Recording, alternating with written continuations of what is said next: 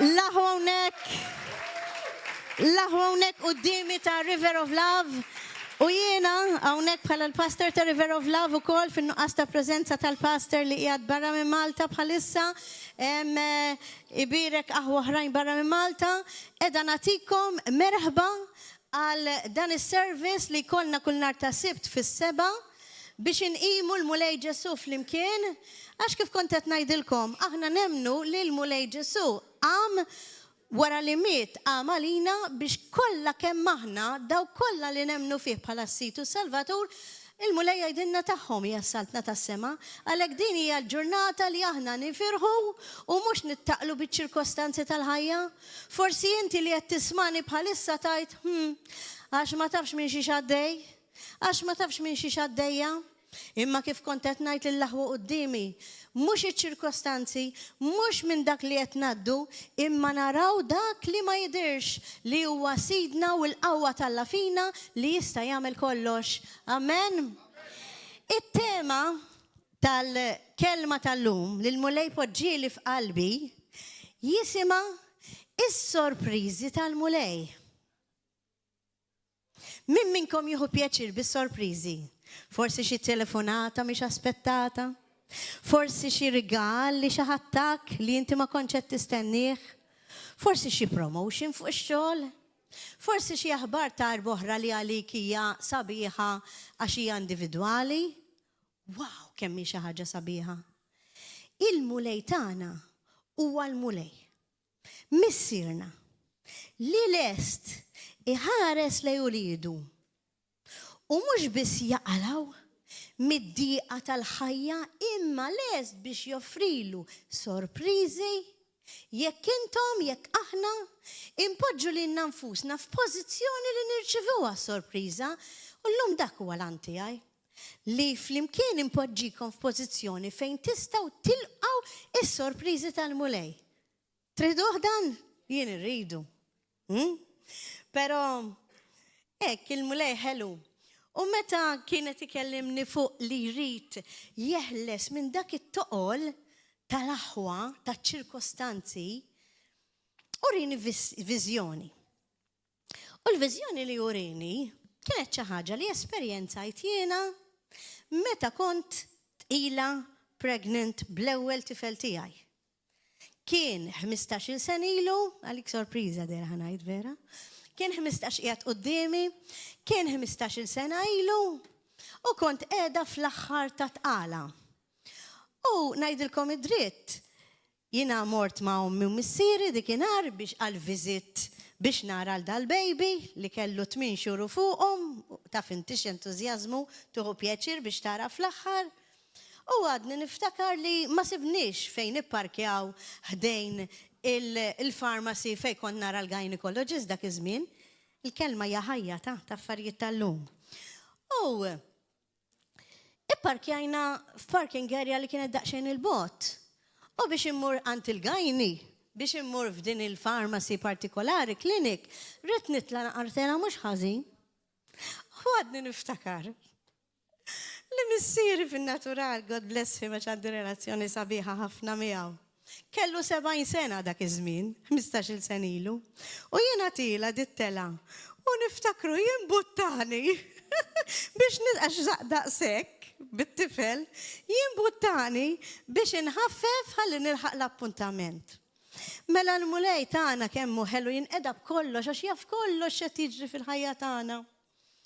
U rini kont mhux insejta dik il-ġurnata. U rini dik il-viżjoni ta' meta missieri kien qed jimbuttani biex immur nara l-viżit tat-tifel. U qalli binti, tiftakru dikinhar? Anka missierek tad-dinja qiegħed jgħinek biex titlattela fil-ħajja. Aħseb wara jien il-missier tas-sema x'nagħmel ma' wliedi. Kull jum għalli, anka jekk ma jarawniex, jekk jiftħu għajnejhom għall-ispirtu, jaraw lilhom infushom, tilajn it-tela fil-ħajja u jien qed nimbutthom biex jagħmlu kuraġġ ħalli jirnexxielhom jaslu sal-quċċata. Dak kien għalli. Il-missier twajjeb li dejjem nagħmel il-kuraġġ il-wuliedi għalhekk f'Joshua 1:9 dejjem jgħidilna għalfejn qed tibża. Għalfejn qed tikkonfondi. Ma tafx li ngħidlek u għedtek li nkun miegħek kull fejn tkun. U għattilkom li l-mulej rrit jatina kuraġġ kbir illum. U s-sorpriża diġà tajjenna. Għax meta kont qed nitlu waħdemija u għatlu, mulej jaħdem int bis-sorpriżi tiegħek. U s-sorpriża diġà tajjenna meta tlabna fuq Mex tal-għodu, ma kellix għalfejn inkun jien li ngħidlu x'għandu jagħmel għax jaf aħjar x'għandu jagħmel mal-kongregazzjoni kollha. U waqt li kont qiegħda naħseb fuq dil-kelma tas-sorpriżi fil-mulej. Kultant jiġini ħsiebek, inkun qed insajjar id-dar, inkun qed nagħmel l-affarijiet tiegħi. U bħalissa għaddejjin it-tfal fażiet li qed jagħmlu l-eżamijiet u jistudjaw. U kont qed nsajrilhom, nippreparalhom l-ikel. U għattilhom grazzi mulej għalikom, kemm inħossni kuntenta bikom. U hekk ferħana nsajjar biex nitmagħhom. U fl-istess ħin kont qiegħda nipprepara is-souvenirs tal-Women's Meetings. Intom tafu li l-aħħar Women's Meeting kellna vażetti kelli l-għajnuna ta' waħda minn ħutna hawnhekk ukoll li kienet għandi. Intom tafu li għamiltukom vażetti għal min kien hawnhekk. U fil-vażetti għal-riġili ma jafux ħassejt f'qalbi li għandi nitfa' magnet bil-farfett biex aħna nkunu nafu li aħna ħilsa fi Kristu. Kien li u kol sunflower keychain, għax aħna kollha rridu nħarsu lejn id-dawl bħal sunflower, u kelli skrittura. U bdejt nitfaħħom, għajjejt fin-natural, għax kelli ħafna vażetti, u permezz tal-għajnuna ta' waħda mill-loħt li kienet miegħi ukoll, kieku taf kemm domna jiem nippruvaw naqalaw il-labels tal-vażetti u nġemmaw dawn il-vażetti biex imbagħad ikunu sbieħ u nagħmluhom iċ-ċfuf, nagħmilhom iċ-ċof u ħadd ma jkun jaf x'qegħdin nagħmlu jew minn xi qed ngħaddu u ħin minnhom għajjejt daqsxejn u għatlu għajjejt mulej u ħassejt fl-ispirtu tiegħi jgħidli do it with joy. Għamilhom ferħ. U l-istess ħaġa rridu nagħmlu fil-ħajja tagħna anke x-xogħol tagħna. Kultant ikun tqil. Imma l-mulet jappellanna biex nagħmluh b'ferħ. Għax ma nafux il-min ħanolqtu. Illum stess il-pastor li qiegħed bari għadu kif ċempilli ferħan sejti. Għax ġaralu li kien daqshekk kuntent. Għalli għaliex mhux ta' b'xejn mulej poġġili f'qalbi biex niġi hawnhekk, għalli għax dan ir-raġel għalli li huwa anzjan, immaġina kieku miet bla Kristu, għadu kif taħajtu miegħi. Għalli huwa ħuta kbira l-Italja mar. Għatlu grazzi Ġesu. Mela li nagħmlu għandna dejjem nagħmlu ferħ għax ma nafux il-min ħanolqtu. Ma nkunx naf dawk il-vażetti u dawk l-iskritturi, forsi xi skrittura li min se tolqot xi mara partikolari li kienet imdejqa jew disprata u b'xi ħaġa ta' kuraġġ mingħand il-mulej qamet. Mela peress li it-topic huwa is-sorpriżi tal-mulej. Qed naħseb dak li ħanajdilkom u waqt li lestejnihom jew lestejthom kollha. Kienet fadal l-iskrittura waħda mingħajr vażett. Tinsewx għadni kif għat-tfal, grazzi l-mulej għalikom, jiena napprezzhom ħafna iżjed għax min jaf it-testimonjanza tiegħi intom tafu li 40 sena ma kellix tfal. U intom tafu għal min qara l-testimonjanza tiegħi li 40 sena il-gynecologist kun jgħiduli inti nsihom it-tfal, konċentra fuq il-karriera, imma l-Alla ma jistax xejn li ma jistax isir. U għalhekk mhux biss tani wieħed imma tani wkoll tnejn għall-glorja tiegħu. U waqt li qiegħda għamiltom dawn il-vażetti. Baqgħet skrittura waħda. Issa tinsewx qed naħseb li biex nitkellem fuq is-sorpriżi tal-mulej. U din il-kelma oriġinarjament kienet għan-nisa x'għadd jekk iqala xi ħaġa jew ma tiġix Queen Judith. Intom ma tiġux in-nisa u ma ssibu l-ħadd li jgħaddilkom kelma, allura kont preparajt għal dikinhar. Però ovvjament żammejt llum minħabba l-fatt li hija ippritka d-dikinhar. U waqt li qed nagħmel dawn il-vażetti fuq is-sorpriżi tal-mulej, kienet fadal din l-aħħar skrittura. U qatt mela din għalija. Mhux bil-fors qed nagħmilhom għal kulħadd u fadal skrittura waħda mingħajr vażett. U mort naqra.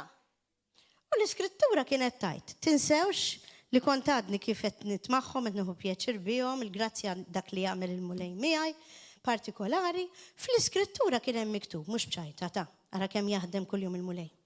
L-iskrittura. Il-mara bla wlied qiegħda f'dara u jagħmilha ferħana bulieda. Tażbu b'kombinazzjoni di. Kemm hu ħaj. Ikellimna kollha personali, kontinwu. Mbagħad ovvjament batt il-kelma talla u bdejt infittex u nara kemm sorpriżi il-mulejta sija lil dawk li kienu jafuh u sija lil dawk li ma kinux jafuh. Lesti biex tarawhom. U llum nixtieq illi intom tmorru l-aħwa. Fatti 12, ftit Marija please. Atti 12 minn vers 6 sa vers 17. Fejn naraw il-Pietru l-apostlu li kien qiegħed il-ħabs meħlus mill-ħabs. U naraw x'sorpriża kbira kienet għal Pietru.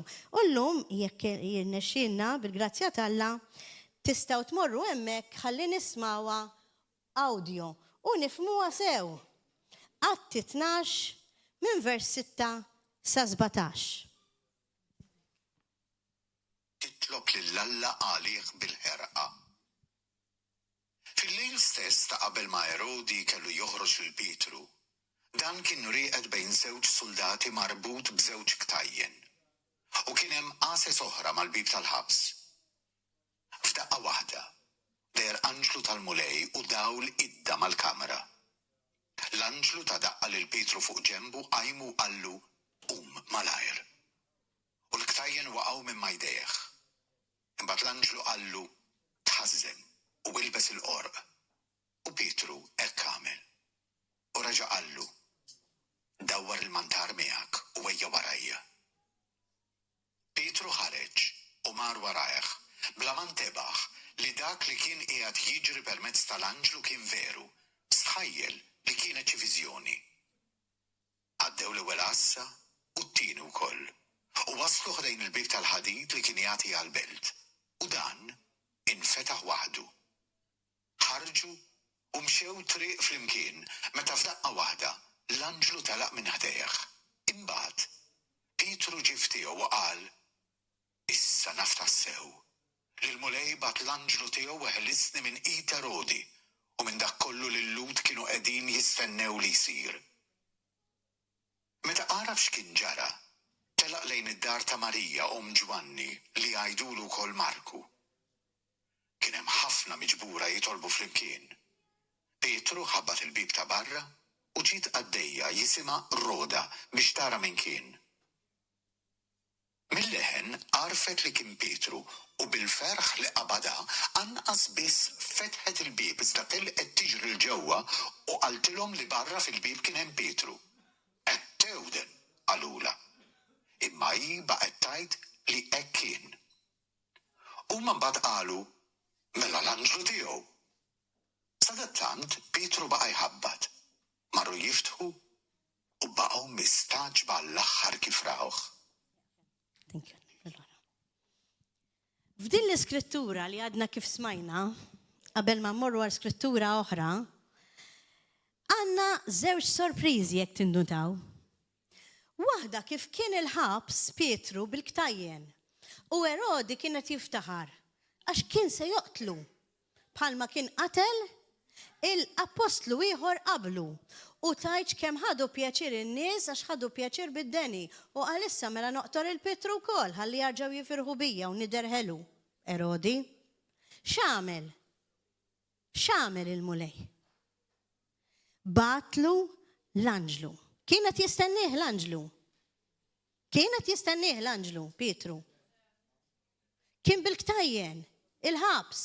Immaġina l-ħares qaċċat minnkom ikun qiegħed il-ħabs u f'daqqa waħda jidhirlek anġlu, il-ktajjen kollha jmorru, and off you go, jgħidlu mur. It-tieni sorpriża smajtu meta kien hemm waħda mid-dixxipli Marija u qalet ma setax temmen xi wara l-bibra til-Pietru. Kif jista' jkun jekk dak il-ħabs qiegħed u li aħna għadna kif tlabna lih? Ħallitu wara l-bib. Tant m'hemmnux id-disċipli u l-apostli li kien hemm li ħasbu li qed tewden. U mbagħad ġara li wara li ħallitu wara l-bib marru jiftħulu sabu hemm. Għandna żewġ sorpriżi għal min jemmen. Għaliex? Kif poġġa lilu nnifsu Pietru f'pożizzjoni fejn ikun jista' jemmen? Pietru taħajtu lil mulej. Minkejja li żbalja bħal kattieħor u intom tafu fi żmien tal-passjoni, però nidem u beda jxandar ma' kulħadd. U għax il-mulej kien miegħu, Alla tagħna li huwa Alla tas-sorpriżi, Alla tagħna li huwa l-Alla tas-sopranatural, għamel dak li l-bniedem bil-karawetta ta' moħħu laqqas biss jista' jimmaġina li jkun possibbli. Għalhekk l-aħwa, għaliex fil-knejjes ta' Kristu mhux qed naraw iżjed mirakli? Għaliex fil-knejjes ta' Kristu mhux qed naraw iżjed eġubijiet? X'qed isir ħażin? Maħniex qegħdin f'pożizzjoni bħal Pietru li taħajtu totali l-mulej u ħalla lilu jaħdem f'ħajtu. Ħanaraw grupp ieħor ta' nies li kellhom sorpriża kbira. U di darba nixtieq li mmorru dawn iż-żewġ skritturi ħanisimgħuhom l-oħrajn ħanaqrawhom għax kienu daqsxejn iktar twal ħalli nkun nista' nitkellem. Ejja mmorru Luqa 17 minn vers 11 sa vers 18. Di darba ħanaraw grupp ta' lebrużi. Intom tafu bħali li dak iż-żmien meta nies kellhom il-lebra kienu nies li huma imwarba mis-soċjetà. Ma setgħux jaħdmu. Ma setgħu jagħmlu xejn. Kulħadd jistmerrhom. Laqqas kellhom setgħu jaraw il-familja tagħhom. U kienu qed jistennew il-mewt u mewt kera. Għax il-lebra tafu x'tagħmel lill-ġilda? Mamma mija kemm kera.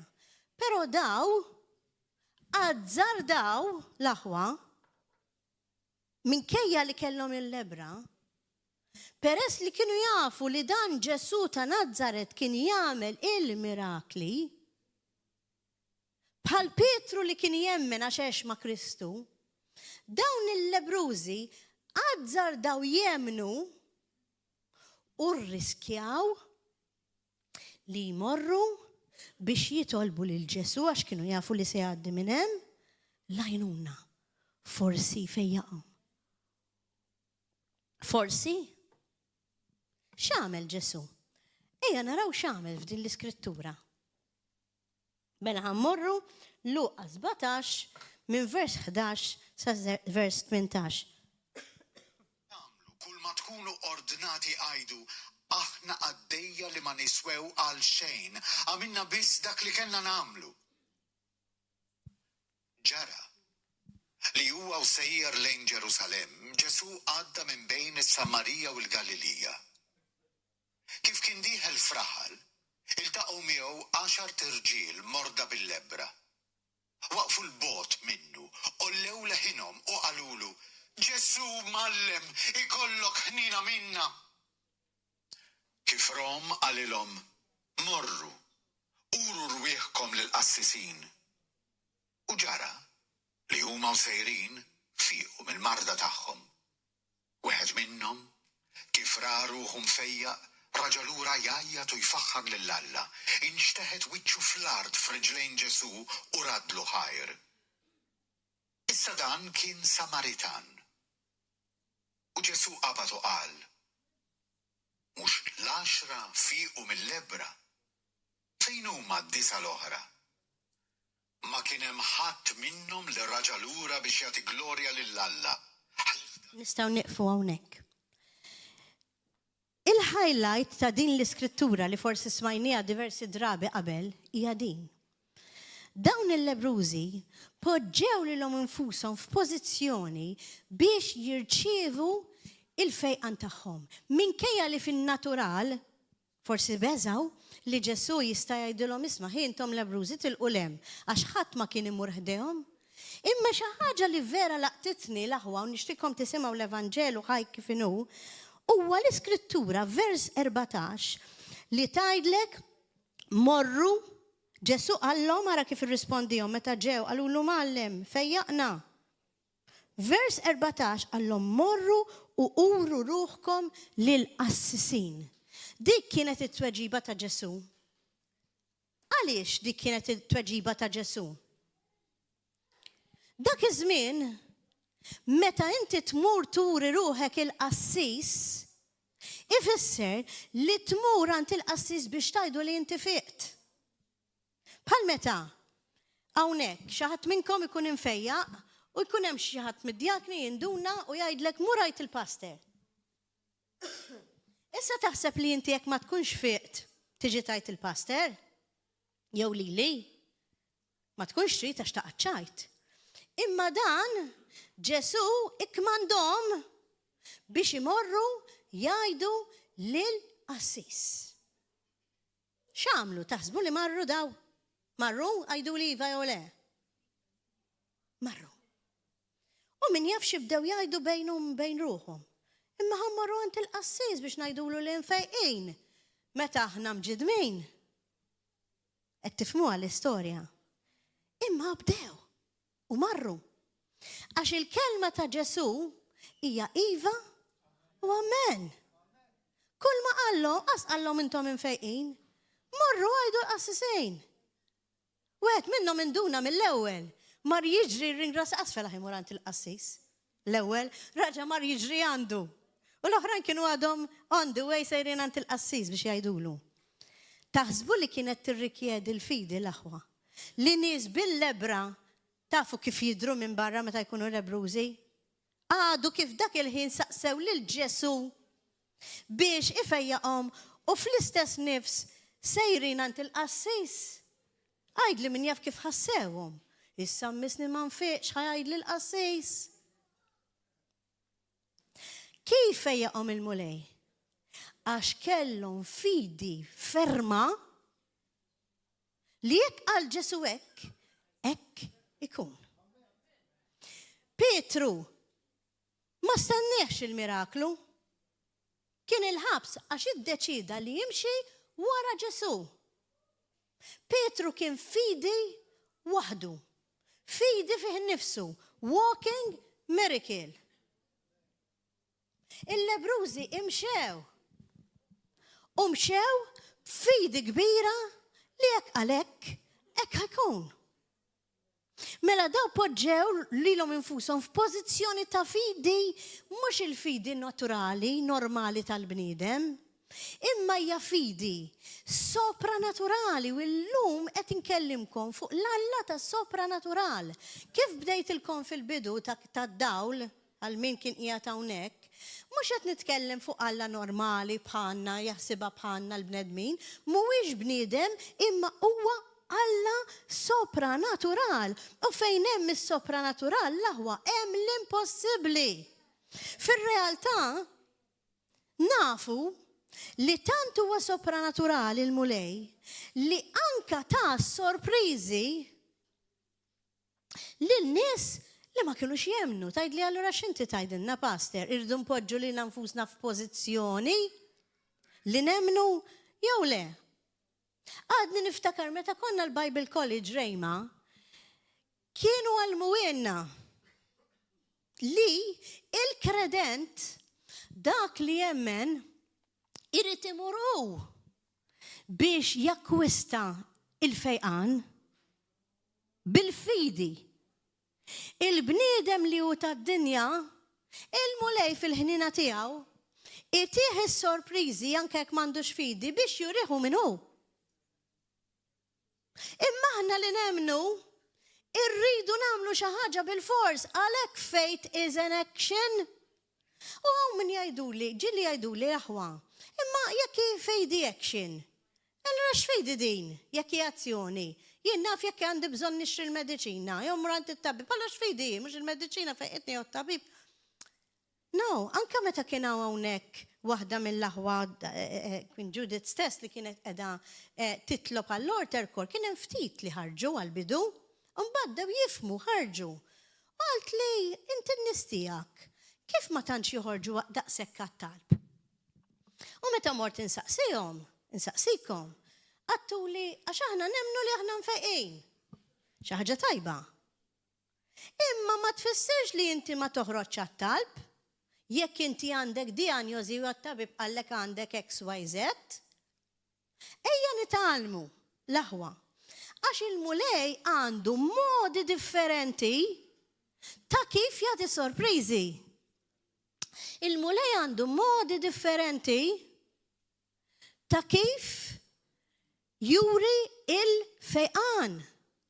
U ġiku xi kultant iġib in-nistija hawnhekk li kienu jkunu anointed u inti midluka bl-Ispirtu tal-Alla għal fejqan biex jekk inti titlob l-Alla biex tfiq minn xi ħaġa jgħidlek batlek lil-ċikka, batlek il-Lester, batlek il-oħra biex daw ipoġġu jdejhom fuqek u inti tfiq. Tgħidli ma kif kultant tfiq mingħajr ma ħadd ipoġġi jdeh fuqek. Forsi jkun hemm it-talb bħalma rajna l-ewwel. Hemm modi differenti. U għja nitalmu l-aħwa li meta jkonna xaħat li batunna l-mulej u anka ħna stess bħala pastors li qegħdin available biex impoġġu jdejna fuqkom, il-mulej juża d-dilka tal-Ispirtu tiegħu biex dak il-miraklu jew dak il-fojqan li inti għandek bżonn ikollok. Mhux tibqa' fuq is-siġġu tajt le għax infejqa, that's nice. Għax aħna tallimna l-fidi hija li nemmen diġà lajt anke jekk ma narax.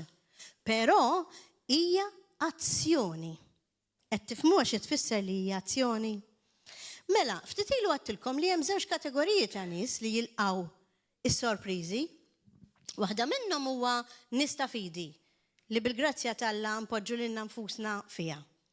U l-oħra huma nies li ma jemnux, jew ma jarawx, jew għadu għax inti taf li l-mulej tagħna jgħidilna ħobb il-ladu tiegħek.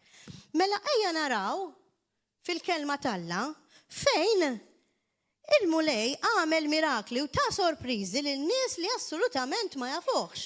Jekk tmorru Ġwanni 18 vers 9, m'għandniex għalfejn noqogħdu naqrawha, se naraw l-istorja ta' meta Ġesu kien qiegħed fiġ-Ġetsemani. U intom tafu li Ġuda qal lill-grupp ta' nies, soldati, biex jiġu għalih. L-iskop kien, ovvjament, ta' dawn is-soldati biex jieħduh għal-mewt. U wieħed minn dawk il-persuni li kien ġi ma' Ġuda kien jismu Malku, kif naraw fi Ġwanni 18 vers 9.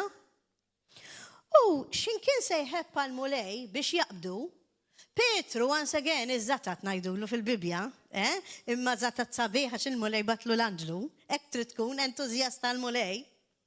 Għal darb'oħra Petru kellu sejf. U xirra l-Malku se jagħmillu xi ħaġa lil Ġesu, pum, qatalu id-dintu. Kien għadu dan ta' Ġesu? Kien, ġie għalih. Kien jafu l-Ġesu? Ma kellux idea minnu. Imma dak il-ħin stess kellu żewġ sorpriżi Malku. Waħda minnhom li id-dintu ġiet maqtuha. U l-oħra huwa li fl-istess nifs m'għandniex għalfejn naqraw l-Iskrittura ma tafuha, Ġesu rieħu minnu. Fejjaqlu id-dintu. Lil min? Lill-ladu tiegħu. Kapaċi tagħmel ġid inti b'dak il-mod li lill-ladu tiegħek. Tagħmel minn kollox biex taraħ infejjaq. Mhux il-min top, lill-ladu tiegħek. X'sorpriża taħ il-Malku? Domanda li għandi nsaqsi għalikom il-lejla, naħduha for granted kultant il-kelma tal-Alla. Tgħidda Malku, emmen. Ma tgħidilna xejn il-kelma. Tgħidda Malku, salva. Naraw sorpriż oħra ta' persuna li assolutament ma kienx jaf il-mulej. Inħarsu lej Barabba pereżempju. Mamma mia, Barabba nafu li kien raġel qattil kattif kellu għomru l-ħaż biex ma jgħidlekx probabbli qatawilu għal-mewt. Ladu tas soċjetà u ladu ta' Kristu. Meta Barabba u Ġesu kienu qegħdin quddiem xulxin, ħdej xulxin quddiem dawk in-nies kollha, għax in-nies kienu omja u ma jafux il-Ġesu, U meta Pilatu qal il-min irrid neħilsilkom, u bdew jgħidu l-Barabba preferew xi ħadd qattilu kattiv b'dannu għas-soċjetà mill-purità ta' Ġesu Kristu ħaruf tal-art, għax in-nies hekk jafu jagħmlu. Ġesu dak il-ħin stess lil Barabba ħabbu u miet minn floku. Qattil. Tajtem men Barabba, min jaf x'sorpriża kellu dan Barabba? Għax aħna li nafu biss huwa li tela ħallewh fri. Ma nafux ġara wara, veru? Tajt Marja ringrazzjah il-Ġesu tal-li mitl minn floku. Tajt f'qalbu hemmen li hu bin Alla l-ħaj għax ħadd ma jagħmel dik it-tip ta' mħabba. Min jaf il-min naraw il-ġenna? Tajt naraw il-Barabba. Għax jekk veru nidem, il-mulej Ġesu miet għalih ukoll. Naraw sorpriża oħra ta' xi ħadd illi ma kienx tal-la. Qed nitkellem delwaqt ġejja niċċelebraw fi brekis niċċelebraw il-passjoni ta' Kristu, niċċelebraw dak li huwa għamel għalina, ma qegħdin viċin lajt. Il-ħalliel ngħidulu t-tajjeb u l-ħażin. Il-ħalliem ma kien hemmx ħalliel tajjeb. Inserta biss li għaraf minu Ġesu. U kull ma għamel dal-ħallil li kien imsallab ma' Kristu u kien imsallab sejjer il-Golgota bħal Kristu għal mew tiġifieri da minn għalih li kienet l-aħħar ġurnata daqshekk tiegħu spiċċa, kienet ipatti għal dnubietu. Dak il-ħin stess dik l-agonija li kien qiegħed ħdejn Ġesu Kristu ibati u jmut għalina fuq is-salib, għaraf min taħ l-arfin minu Kristu.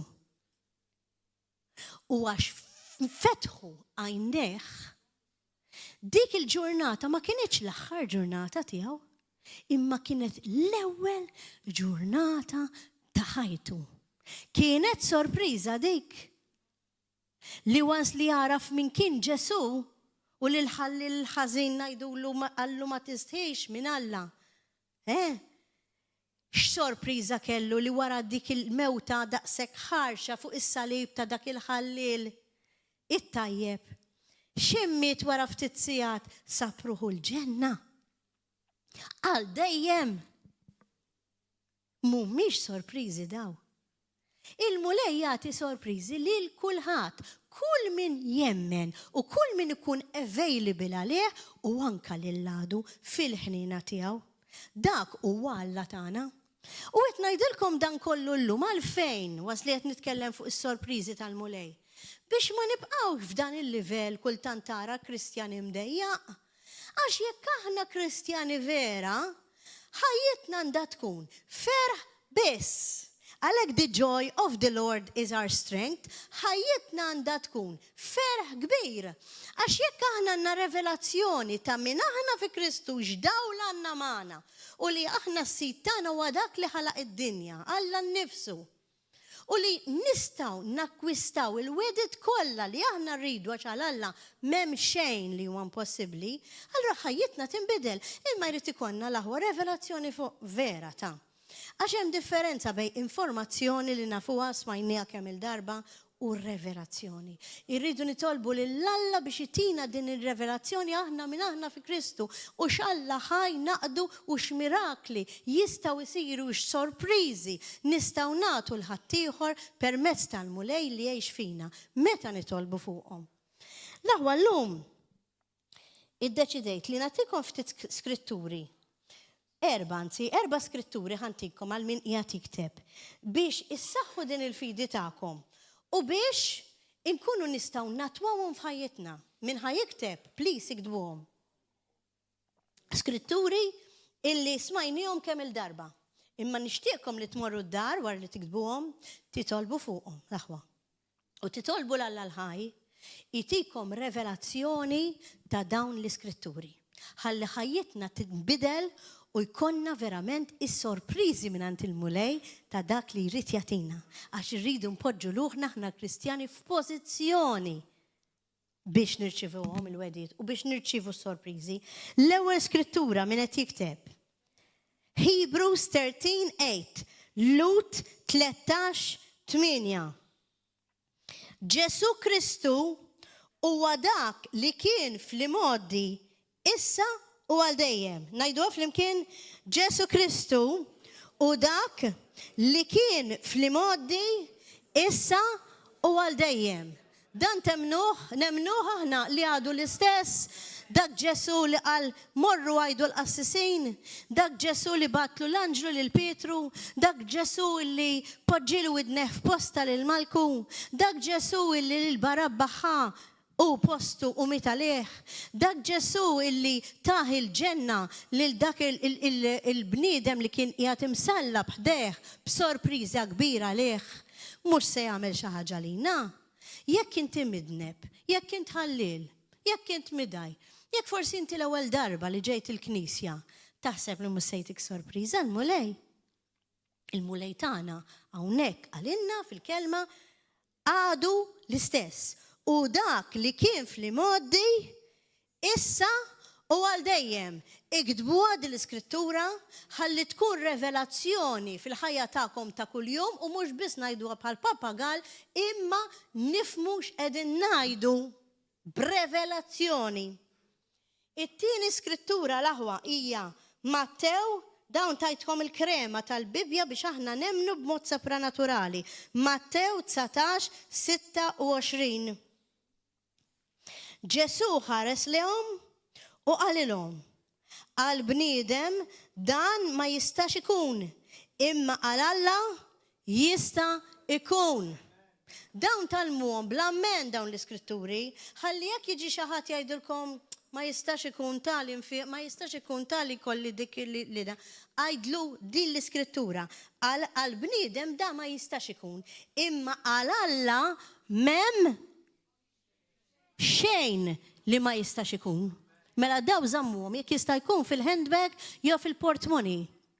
Daw l-iskritturi jekk forsi ma tafhomx bl-amment. Ħalli toħorġuhomlhom tikkwotawhomlhom lill-aħwa li għandhom id-dubju.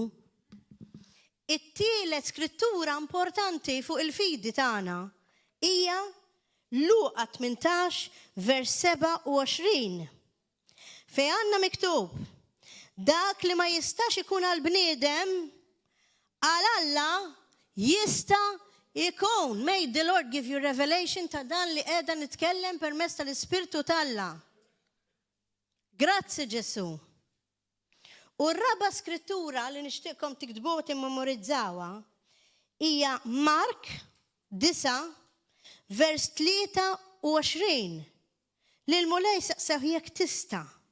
U Ġesu qallhom jekk tista', jekk nista', kollox jista' jkun għal min jemmen.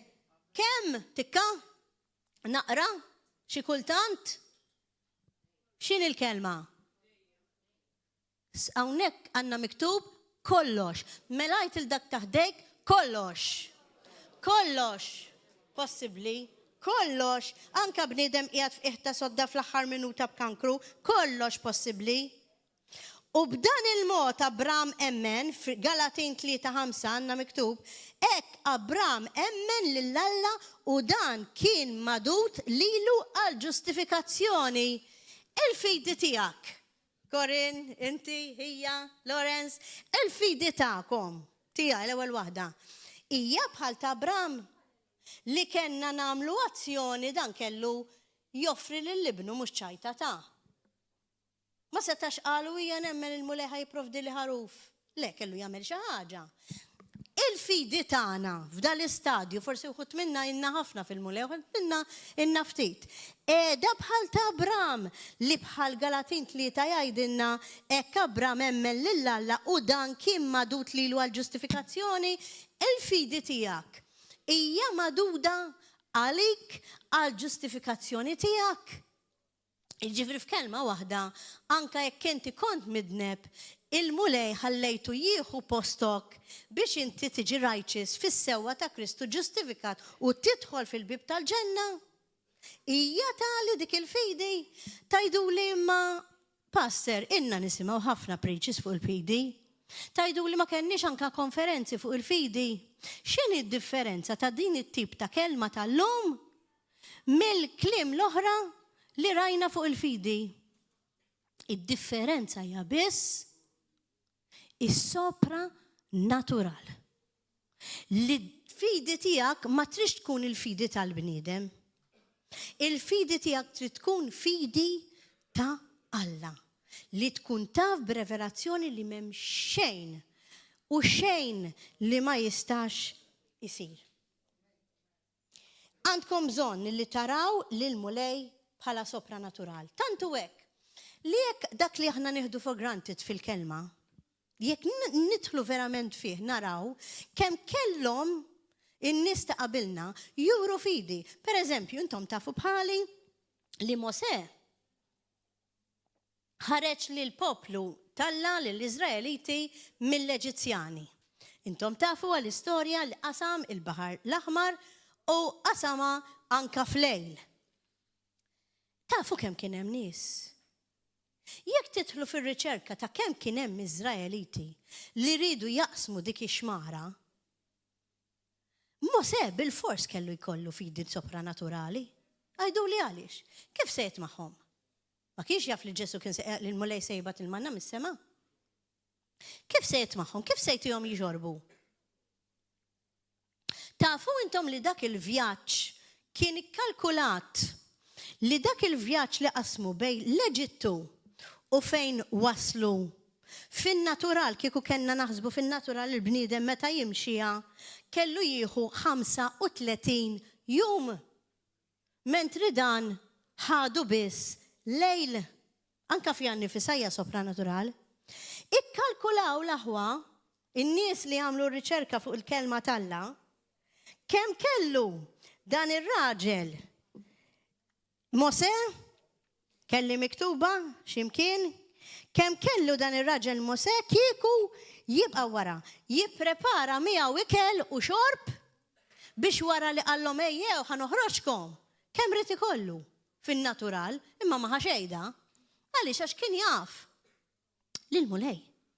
Kien jaf kif ħajprovdi hu wasla qallu oħroġ il-poplu tiegħi mill-Eġittu fin-natural l-aħwa.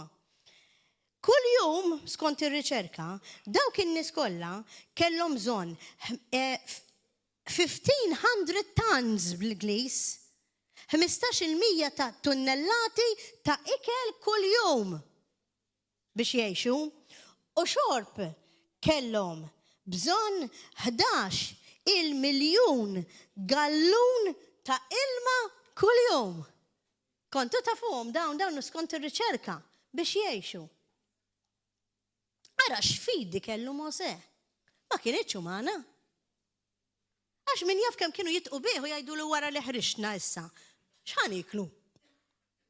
X'ħan ixorbu? Alla jipprovdi. Żgur għallhom hekk x'fiduċja. U dik hija l-fidi kbira li aħna jrid ikonna. Żgur il-mulej jrid jagħtina sorpriżi kbar, healings ikbar, imma jridna jkollna din it-tip ta' fidi ta' Abram, ta' Mosè, li nifmu li għal Alla kollox possibbli. M'hemm xejn li ma jistax isir. U għalhekk dawn l-iskritturi għandhom ikunu l-ħobża ta' kuljum tagħna, għax il-kelma Alla tgħidilna l-bniedem mhux bil-ħobż biss jgħix, imma b'kull kelma li toħroġ minn fom Alla. L-aħwa llum ħassejt li għandi nagħtikom 5 punti, u mbagħad niġi għall-konklużjoni, 5 punti li jaħdmu biex inti kollok il-miraklu. Mela l-ewwel waħda illi diġà nitkellem fuqha, li inti taraf li aħna narfu li l-mulej tagħna mhux bniedem imma huwa sopranaturali. Iktbuha. Huwa sopranaturali. Mela ma nistgħux iżjed nibqgħu naħdmu b'moħħna, imma rridu naħsbu b'moħħ il-mulej li għal Alla m'hemm xejn li ma jistax isir. It-tieni punt huwa jiena kitibta bl-Ingliż hawnhekk. Take your eyes off your circumstances since they are temporary. neħħu għajnejkom mit-ċirkostanzi ta' ħajjitkom u dak li jintom qed taraw għax dawk huma temporani. Imma fukaw f'dak li jgħid il-mulej. U hawnhekk tibt skrittura minn Atti 4. Morru Atti 4 l-aħwa. Atti 4, vers 23. Atti 4, vers 23, xtajdinna? Ħanaraw il-Pietru u l-Ġwanni qudiem is-Sinedriju. Hawnhekk f'din istorja ħanaraw kif Pietru u Ġwanni kienu medda biex ma jsemmux iżjed l-isem ta' Kristu. Għax inkella joqtluhom. X'taħsbu li jagħmlu daw? Qalulhom, okay, no problem. Imma minflok, ara kif irrispondew. Aħna kapaċi nirrispondu bħal dawn l-aħwa, bħal Pietru u Ġwanni. Mela hawnhekk qed naraw l-aħwa ħanibda minn vers 23. 23 naħseb biżejjed nibda minn hemm. Jew kellna nibda minn vers 18, ħanibda minn 18. Atti 4. Għalhekk reġgħu sejħulhom lid-dixxipli u l-apostli u ordnawlhom biex bl-ebda mod ma jitkellmu jew jgħalmu f'isem ta' Ġesu. Imma Petru u Ġwanni weġbuhom. Għajdulna intom, jekk hux sewwa quddiem Alla li aħna nisimgħu aktar minnkom milli lill-Alla. Wow! X'boldness kellhom. Għax aħna ma nistgħux ma nitkellmux fuq dak li rajna u smajna, imbagħad reġgħu wedduhom u telquhom. Għaliex minħabba l-poplu ma għarfux kif jaqbdu jikkastigawhom għax kulħadd kien qiegħed jagħti glorja l-Alla għal dak li ġara. Ir-raġel li kien infejjaq b'dan il-miraklu kellu aktar minn 40 sena kien hemm fejqan ukoll li fejquh Pietru u Ġwanni. Ħanaraw vers 23 id-dixxipli jitolbu għal kuraġġ kif aġixxew viżavi t-teddid ta' fuqhom. Meta lilna jgħidulna biex ma nibqgħux nevanġelizzaw, ma nibqgħux ngħidu l-isem ta' Kristu. Irridu nimitaw lil min jemita l-Kristu. U fil-fatt naraw id-dixxipli jitolbu għal kuraġġ ċara xfidi tal-aħwa. U di x'għandha x'taqsam ma' dak li qed ngħidilkom. Għax jekk rridu s-sorpriżi tal-mulej, jekk irridu nirċievu l-wedid, għandna kondizzjoni aħna Kristjani, irridu nagħmlu bħal min jaf il-mulej. U x'għamlu? Mela daw malli telquhom l-apostli marru għand sħabhom u għarfuhom b'dak kollu li l-qassisin il-kbar u x-xjuħ kienu qalulhom. Meta semgħu dan, il-kol flimkien ollew loħenhom lejn Alla u qalu: O Sit, int li għamilt is-sema, l-art, il-baħar u kull ma fihom. Int li nebbaħt bl-Ispirtu Santu lil David missirna, għaddej tiegħek u b'fommokat għaliex ixxewxu l-ġnus u l-popli naqdu konfoffa waħda għal xejn. Għamu slaten tal-art u l-gbarat inġemaw flimkien kontra l-mulej il-Messija, eccetera, eccetera. X'għamlu daw?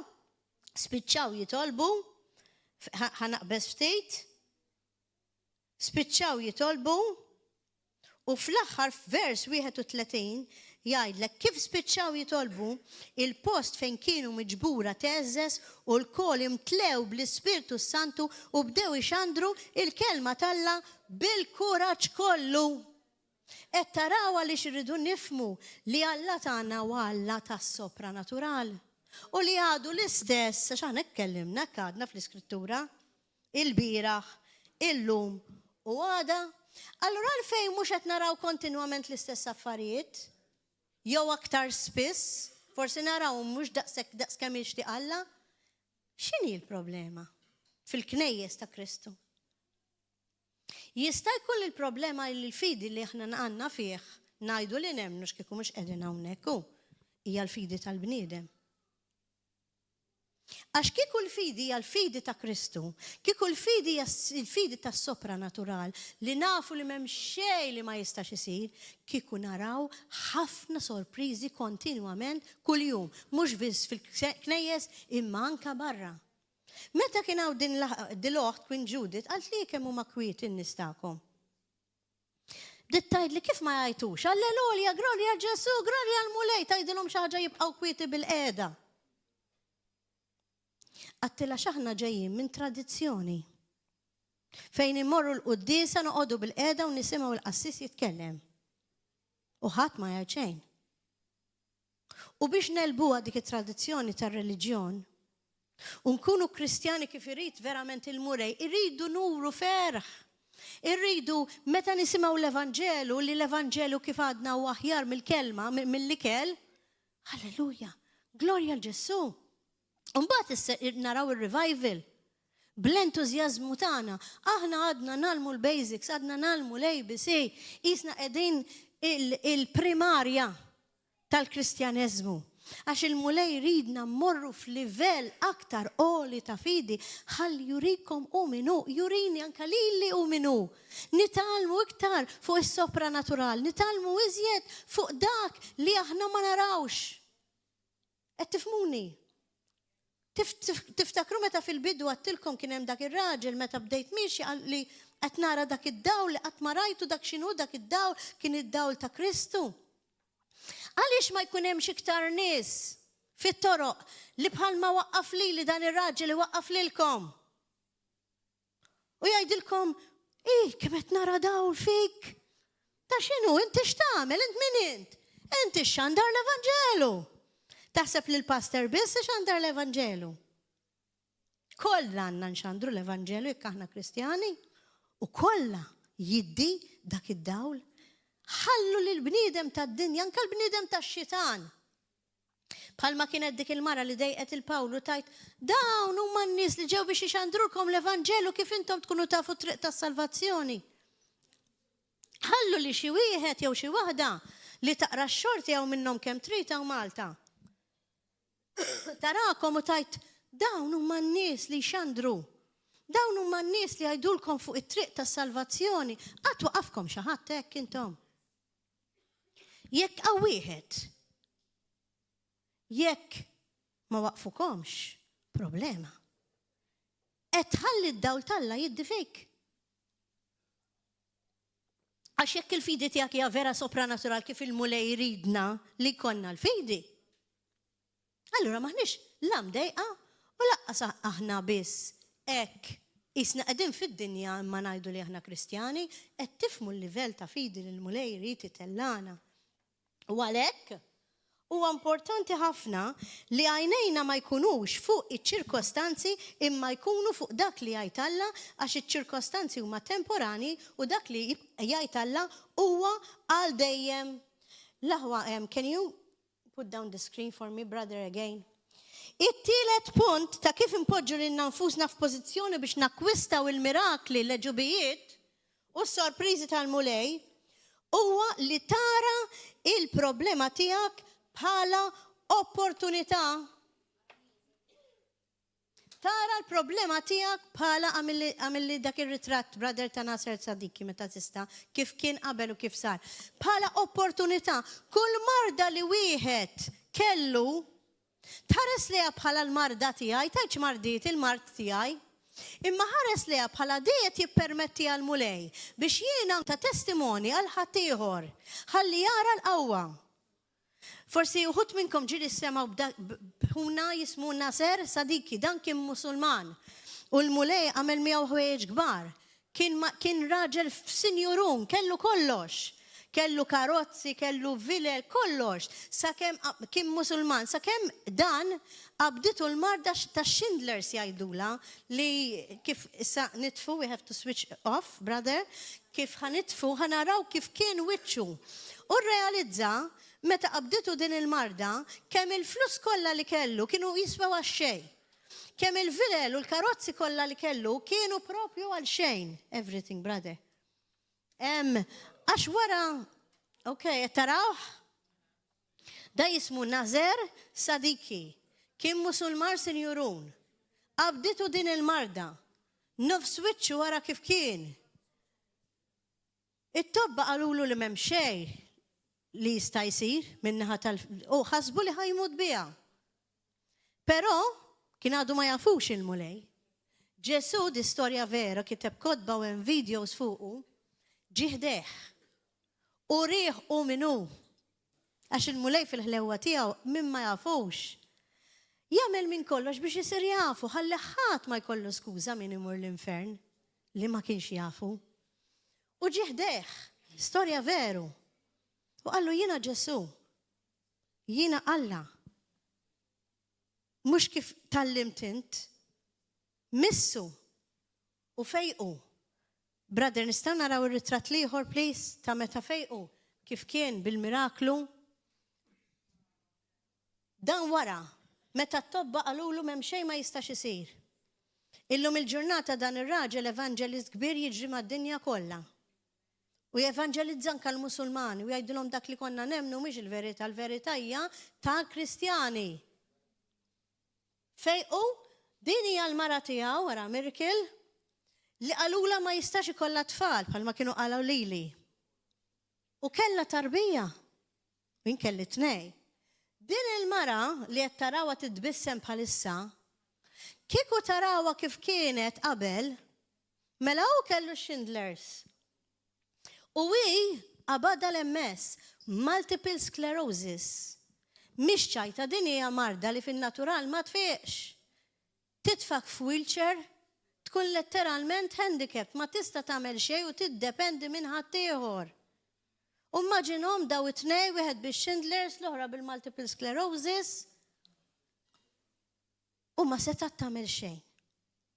Imma poġġew ruhom it-tnej li huma f'pożizzjoni li jirċievu s-sorpriża, li jirċievu r-regal, li jirċievu l-fejqan, it-tnej li huma u fiqu t-tnej li huma. Fil-fatt, it-testimonjanza tagħhom hija testimonjanza fejn kien hemm xi nies oħra pazjenti li kienu tibatu bil-multiple sclerosis ma jistgħux jimxu qegħdin hekk imsiken idejhom ma jistgħux jiċċaqalqu. Marru għandhom biex isaqsuhom anke għandha biex isaqsuha trefiljaw ħafna tal-Amerika ħafna posti biex isaqsuha x'għamilt biex irċivejt il-fejqan. U aħna għandna l-vantaġġ li m'għandniex għalfejn nittraveljaw ħafna mili jew insifru bl-ajruplan.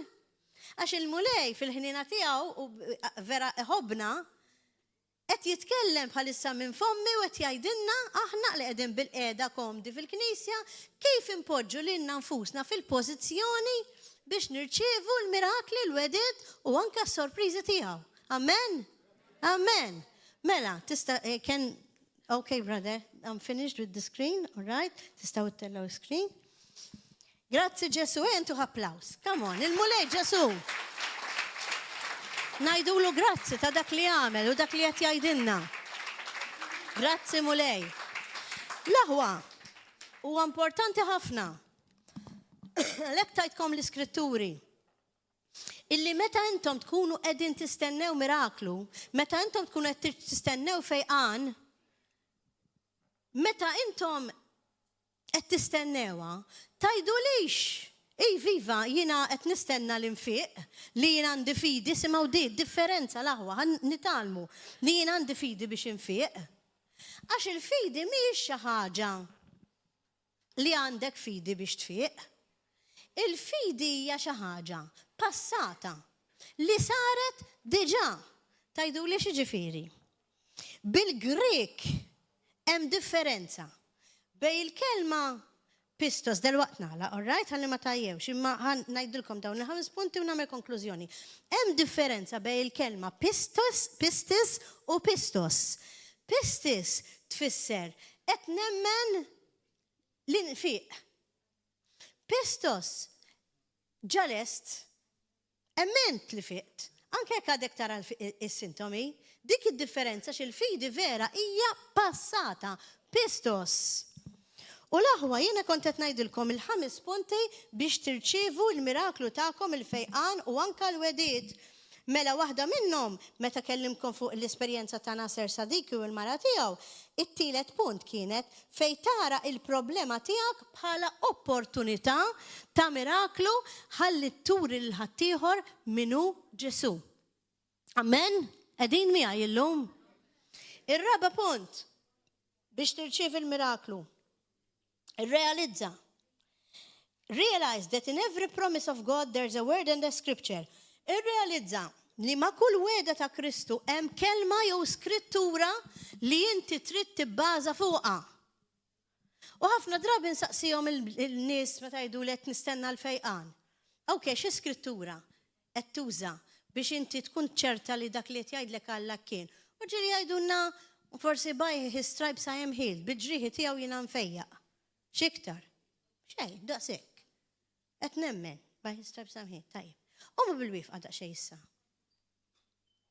U minnu kapaċi jaqbad siq waħda. Jollija u joqgħod standing on one foot, minnu kapaċi. Għaw xi ħadd kapaċi joqgħod fuq siq waħda? Tafu l-aħwa li jekk jarana l-mulej fuq siq waħda, met inti qed tistenna l-miraklu tiegħek u qed tikkwota skrittura waħda. Poġġu bil-qiegħda x'min jaf kemm ħaddu hekk. Qed tifhmu l-aħwa.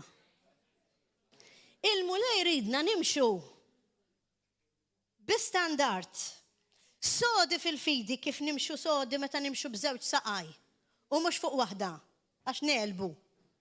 U mhux skrittura waħda nikkwotaw by his stripes I am healed.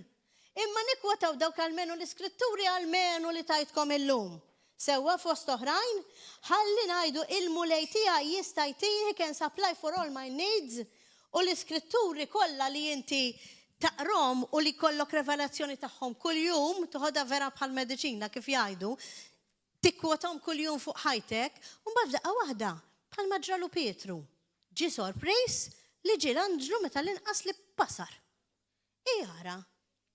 Jiena darba minnhom qiegħda konferenza kontattilkom l-Italja, qegħdin nfaħru l-mulej. Kelli ċesta fuq subajja u kienet iddejjaqni ħafna qastajt inċaqal u kontattilkom. Daqqa waħda għattilhom bdejt nifraħ u ngħajja, ġara għalek għaluli. Għattilhom marret telqet, marret u stajt inċaqlaq subajja normali.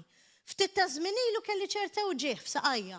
U ma beda jdejjaqni ta' veru beda jdejjaqni. Għax bdejt noqgħod xin nintefa' fuq is-sodda, mamma mija jibda dal-u ġieħ, jibda ġieħ f'saqaj. Oh, Jesus għatt. Mort għand it-tabib, mort għamilt it-testijiet u għaluli artrite. Artrite skont it-tobba ma tfiex. Anzi tiddeterjona biżmien. U dak u ġieħ. U jiena nemmen l-mulej permettiju li da. Ħalli għal darboħra, jagħtini sorpriża u għal darboħra noħodha bħala opportunità li ngħidilkom. Tela, sparixxa l ġieħ. Unut li bniedem jagħmel hekk, ħudha l-pillo li xiex. Jew għamel il-lumi, għamel il-melħ, għamel il-vik, sabatin mamma mija. Il-mulej tana huwa ta' sorprizi. U ġiet lejl minnhom. Fej mort biex norqod. Iddikjarajt sound sleep in Jesus' name, għax il-mulej rrititina anka ek mistrieħ li huwa tant importanti. U li ngħix għalih. F'sekonda. Thank you, Jesus. Illum qed ngħidilkom l-ewwel darba. Tista' tfiq minna l-artrite ma tistax. Ma jinfiqt. Għal-Alla m'hemm xejn li ma jistax isir. Taħseb nidem l-artrite jilbes dik it-takkuna għandek xi ċans. Dan huwa Alla tagħna u meta qalu li t-tobba biex nilbes slippers, għattilhom forget it. Jiena mhux semmur fuq il-pulptu nipritka bi slipper għax mhux jien, mhux hekk inħobb. U l-mulej rrid itina id-desires of our heart. Amen.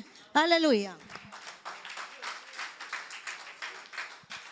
Mela, ir-raba punt kien nirrealizzaw lu kull weda l kull sorpriża hemm skrittura. Kemm il-waħda? Waħda biss? Kemm trid? Iktar kemm teħ skritturi l-mulej u tiddikjarhom, iżjed tara s-sorpriża malajr. Amen. Next, l-aħħar punt huwa l-ħames punt u nagħlaq hawnhekk. You need God's grace and power for your miracle. Inti għandek bżonn il-grazzja t'Alla u l-qawwa t'Alla again is-sopranatural għal miraklu tiegħek. It-tieni Korintin 9 vers 8. Palma tkellimt illum verament b'sopranatural tkellimt. Għax tista' saqsir kull min jafni madwari. Sal-bieraħ dal-għodu kont għaddi maħnuqa totali. Imma l-mulet tani l-vuċi. Għaddin tismawni. Grazzi Ġesu, miraklu ieħor. Thank you Jesus. Il-5 punt, għandna bżonn il-grazzja talla u l-qawwa talla l-miraklu, din hija grazzja. Din hija grazzja. Tikkonfondi fin-natura kif se jisimgħuni jekk irid nipprietka. Jekk m'għandix leħen, kif jista' jkun? Il-mulej tiegħulek, ħalli f'idejh u jagħmel kollox hu. Mela l-5 punt. Once li għandna bżonn il-grazzja u l-qawwa tal-miraklu jien nagħmlu kwotazzjoni 2 Korintin 9:8. Alla mbagħad għandu l-ħila ifawwarkom l-aħwa b'kull xorta ta' barka xi ġmiel. Hekk li dejjem u f'kollox ikolkom kull ma hu biżejjed għalikom ħankomplu u jibqalkom. Xi ġmiel, anke nikkwotaw din għalina biżejjed kuljum. Ngħidlu mulej Ġesu, grazzi li inti għandek il-ħila.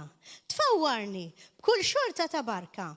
Hekk li dejjem u f'kollox ikolli kull ma hu biżejjed għalija u jibqali. Tridu ngħiduha flimkien? Għajduha flimkien. Alla imbagħad għandu l-ħila. Ifawwarni b'kull xorta ta' barka, hekk li dejjem u f'kollox ikolkom kull ma hu biżejjed kull ma hu biżejjed għamilha personali. Għalija u għal ħaddieħor u jibqali. Amen. Alleluja. Ma tittemmena bil-fidi sopranaturali. Mhux ngħiduha bħal pappagal. Amen. Alleluja. Mela l-aħħar żewġ kwotazzjonijiet li ħantikom biex ikolkom fuq xi taħdmu, right? Għax għalija qed nagħmel hekk. Il-kwotazzjonijiet l-iskritturi huma bħal petrol. Okay? Il-karozza kettitil bħalissa l-mulej, il-karozza biex taħdem, titittija l-petrol. Issa, kif tistenna karozza taħdem bla petrol? Mela intom, kif tistennew aħna li konna sorpriżi tal-mulej minar skritturi? Et intikom, petrol. Ġagbu, James 2:17, ġagbu 2:17. Il-fidi miex mejta ammattiva, għanna miktub. Il-fidi jekk tkun waħedha u ma jkollix l-emil tkun mejta fiha nnifisha. Mela jekk noqogħdu bil-qiegħda u ngħidu għandna l-fidi u nistennew xi ħaġa minn Alla, biha ħatibqa'. Kon ċara llum magħkom għax ma nafx il-feedback tagħkom kienx ċara kif nistgħu nollu l-livell ta' fidi tagħna li ma tibqax tal-bniedem imma ssir sopranaturali biex il-mulej jista' jaħdem bħalma ħadem mad-dixxipli, bħalma ħadem mal-apostli, bħalma ħadem ma' nies li kienu vera ta' fidi u bħalma ħadem ma' nies li ma kinux jafuh u urjhom ħniena biex isiru jafuh. Mela ħanerġa' nirrepetihom malaj daw il-punti li ta' 5 affarijiet li jgħinuk biex tpoġġi lilek innifsek f'pożizzjoni li tirċievi l-miraklu tiegħek u li tirċievi s-sorpriżi. 1. Trid tara lil mulej bħala sopranatural u mhux bil-lenti tagħna bħala uman. It-tieni bħal m'għamel Mosè u l-oħrajn. Irridu nneħħu għajnejna miċ-ċirkostanzi għax il-ċirkostanzi huma biss temporanji. U rridu ngħixu ferħanin għax il-Kristjan vera huwa ferħan. The joy of the Lord is my strength. It-tielet punt. Naraw il-problemi tagħna bħala opportunitajiet ta' mirakli biex inxandru l-Evanġelu bħal marajna f'Tanaser Sadiki u oħrajn. Ir-raba punt. Nirrealizzaw li għal kull weda li inti tixtieq mingħand il-mulej biex jissorprendik fuqha meta tiġi trid tagħtih l-iskritturi għaliex trid tgħidlu dak li hu jgħid. U jitkellem miegħek dak li hu jgħid. Ġesu Kristu meta jisimak titkellem il-kelma tiegħu jgħid ara dak uliedi, dak ibni, dak binti, ara qiegħda tgħid dak li ngħid jien, qed taqbel miegħi. Mela jekk qed taqbel miegħi, morru Anġli, morru tuha dak li hemm bżonn, li trid.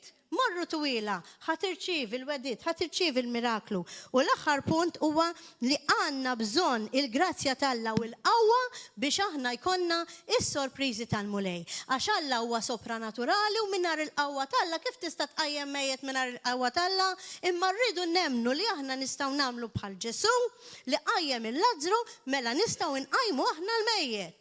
Iva jiena mhux għax jien to God be all the glory jien qed nieħu eżempju biss ta' għattilkom fil-bidu il-glorja joħodha biss il-mulej Ġesu mhux jien nista' nagħmel dak li tistgħu tagħmlu intom jekk intom Kristjani vera. Sewa, iva, għandi l-pjaċir li ngħid darba kontattilkom li t-tiju tiegħi kien totalment mejjed, kien bil-magni. Mort ħdejh, tlabt fuqu u qam u baqa' jgħix. Jiġifieri aħna nistgħu nagħmlu dak l-impossibbli li kien jagħmel Kristu. Imma aħna l-Kristjani għandna bżonn nissaħħu l-aħwa. Għandna bżonn nissaħħu fil-fejdi, għandna bżonn nissaħħu b'tali mod li ma nibqgħux iżjed id-dlam u aħna ngħidu li aħna dawl, imma għandna bżonn. Itolbu l-Alla, please. Li kull wieħed u waħda minnkom. Sa darba li ġejja li narakom li konna narġaw is-service. Iwaqqafkom xi ħadd bħalma waqqaf lili. U Lawrence ukoll jagħti.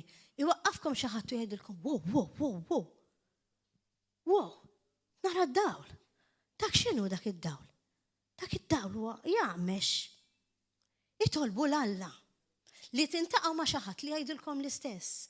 Ħalli intom ikolkom revelazzjoni tal-qawwa tal-Alla fikom. Għax hija ħasra aħna ngħidu għax aħna Kristjani u ngħixu bħad-dinja. Qed tifhmuni x'inhi l-kelma llum bil-grazzja tal-Alla tan is-saħħa biex ngħaddiha u biex ngħidha. U l-aħħar skrittura x'għattilkom tnejn huwa Rumani 8 vers 32. Li tgħidilna hekk. Qed jirreferi għal Alla li lanqas lill-ibnu stess ma ħelisa għal Ġesu. Imma taħ għalina l-koll kif ma jagħtinix ukoll kollox miegħu. Irraġunaw anke bir-raġun ta' Salem. Il-mulej faith is an action. Għamel action Alla missu m'għamilx action bat lil Kristu biex imut għalina. Ma qallinniex u hija jkollkom ifidu biżejjed. Kellu bżonn ikonna sostitut. Kellna bżonn ikonna lill-ibnu stess li kien ħaruf bla dnub biex isir dnub għalina ħalli aħna naraw iċ-ċalla.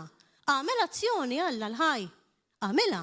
Allura jekk għamel azzjoni Alla l-ħaj, asħal isa lill-ibnu. Kif nippretendu li aħna ma nagħmlux azzjoni u nibqgħu bil-qedem u nirċievu is-sorpriżi? You cannot. Aħna rridu nimxu bħala walking miracles l-aħwa. Aħna rridu nimxu bħala Kristjani veru bħad disċipli u l-apostli li kull fej ikunu, grazzi Ġesu li fakkartili, bħalma kien Pietru għal darba oħra llum semmejtu ħafna drabi, biddel tiegħu in-nies ifiequ. Kien hemm xi nies qed tfakkarni dik l-iskrittura l-mulej li kienu jmorru viċin fejn hemm Pietru u l-oħrajn biex għalmenhom qarja jgħaddi biss ifiequ. Wasalna f'dak il-livell ta' fidi l-aħwa. Li fejn inkunu hemm aħna fit-triq.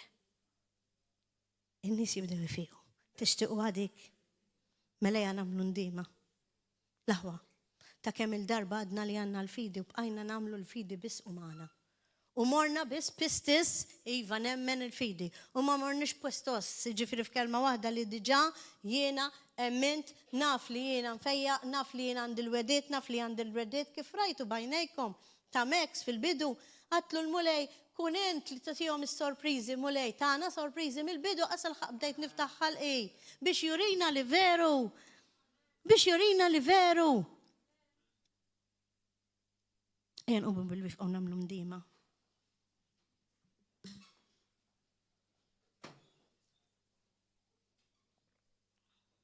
L-għanet nixtieq nirringrazzja l-mulej Ġesu tal-li ġabli l-ħni u tal-li stajt nitkellem.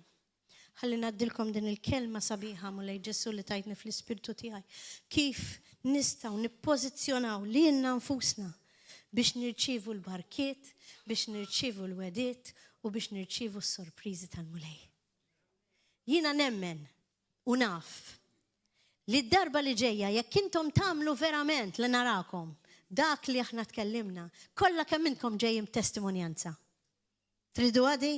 Biex it-testimonjanza tkun għal-glorja tal-Alla ħalli kulħadd jaraf li aħna naqdu Alla ħaj li t-talb jinstema bil-fidi sopranaturali u mhix tal-bniedem u l-mulej mill-ewwel jaġixxi jibgħat lajnuna from above u jseħħ u jsir dak kollu li aħna nitolbu. U llum kellna xhieda. Illum kellna ċara l-mulej għalinna biex jikkonfermanna isu silek ħassejtu li l-kelma li għaddejt bil-grazzja tal-Alla ma kienx sempliċiment kelma oħra, pritka oħra, imma hija reali u vera. U l-mulej ħobna ħafna. Huwa bħal dak il-missier li jimbuttana l-fuq fit-tela tal-ħajja, għax il-mulej jaf li dil-ħajja fiha ħafna telat u fiha ħafna bussija, pero dejjem lest li tellana l-fuq minn glorja l-glorja u l-lum biex jitellana l-fuq ftit iktar. Għallimna kif impoġġu lilna nfusna f'pożizzjoni fejn is-sorpriżi li jixtieq jagħtina bħal dak il-missier twajjeb u anka li tkun tixtieq tagħti sorpriżi lill-ulieda anka ma jekk ma jitolbuhiex aħseb wara jekk jitolbuha. U ekku Alla tagħna. Mela jampoġġu lilna nfusna f'din il-pożizzjoni ħalli nagħmlu verament indiema ta' kemm il-darba ma milniex dan li tkellimna llum. U ngħidulu mulej Ġessu, nirringrazzjak tal-li ġibtni hawnhekk illum biex nisma' din il-kelma ħajja tiegħek. U nara kif nista' impoġġi lil nnifsi f'pożizzjoni biex nirċivi is-sorpriżi tiegħek. Għax inti Alla tas-sorpriżi. Inti Alla tal-mirakli. Inti Alla tal-iġibijiet. Inti Alla sopranatural. Li m'hemm xejn li ma jistax ikun għalik. Grazzi mulej li inti tajdinna ma tiqalawx għax ma titolbux. Għax nafu li dejjem u f'kollox meta nitolbu aħna naqalaw il-wedit. Mulej Ġessu, illum nindmu minn iħnet netta qalbna għal-kemm il-darba għadna li nemnu fik u emminna biss mill-lat uman. Tina l-grazzja mulej biex minn issa l-qoddim il-livell ta' fidi tagħna tkun iktar ħajja, tkun ikbar, tkun sopranaturali u nemmen li dejjem u f'kollox inti trid tfejjaqna u tatina l-wedit u anka s-sorpriżi tiegħek. U għalhekk Ġesù, ejni biex inkun veru Kristjana ħajja li niddi d-dawl fid-dlam għal kulħadd fid-dinja biex jara.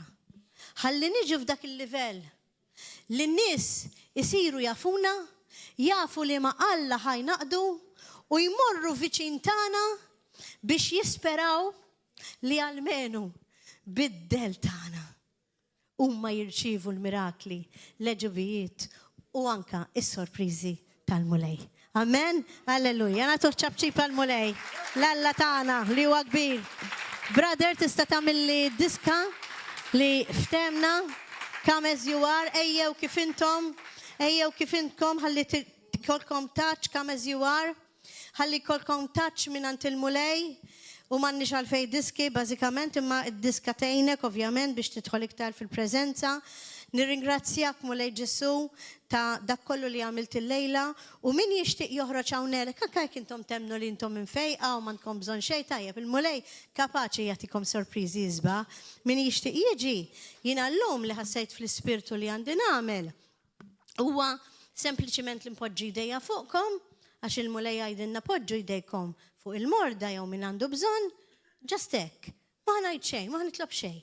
Imma sempliċiment ħanemmen għalikom li s-sorpriżi li intom tixtiequ mlant il-mulej mhux jiġu għax ħajġu dejjem. Imma jiġu meta l-inqas li qed tistennihom u jiġu malajr. Mhux nistennew sas-sena d-dieħla. Amen. Brother, tista' tagħmel id-diska come as you are, please. Okay, nishtiq illi għandu raġun illi insellem li semmija ta' Facebook u YouTube u anka nilqakom biex tiġu hawnhekk fil-Knisja River of Love kull nhar ta' ħadd fil-għodu fl-10, kull nhar ta' sibt fl-għaxija fis-7, kull nhar terba fl-għaxija fis-7 biex issiru tafu iżjed il-ħalliq tagħkom u tiegħi li jismu Ġesu Kristu. U għal daw kollha li semgħu dil-kelma u jixtiequ għall-ewwel darba jagħtu ħajjithom il-mulej, il-kelma talla tajt min jaċċetta li Ġesu Kristu huwa bin Alla l-ħaj u jagħmlu sidu ikollu salvazzjoni. Għalhekk flimkien ngħinuhom lil dawk li qegħdin jisimgħuna għax mhux daw li qegħdin qudiemi biss imma min qed jisimgħuna ngħinuhom biex inġeddu l-fidi tagħna u ngħidu mulej Ġessu għajdu għamana intom li qegħdin id-dar jew tismgħuna nirringrazzjak ta' din il-kelma sabiħa li smajna jiena llum inġeddet il-fidi tiegħi fik bħala bin Alla l-ħaj u Ġessu nagħmlek is-sit tiegħi. Ejni biex il-fidi tiegħi ma tkunx biss ta' uman imma tkun fidi sopranaturali. U mullej Ġesu niddeċidi li inħobb il-dawk li weġġawni, niddeċidu li naħfru li dawk li weġġawna, u niddeċidu wkoll li jekk ikun hemm l-opportunità nagħmluhom il-ġid. Kif għamilt int?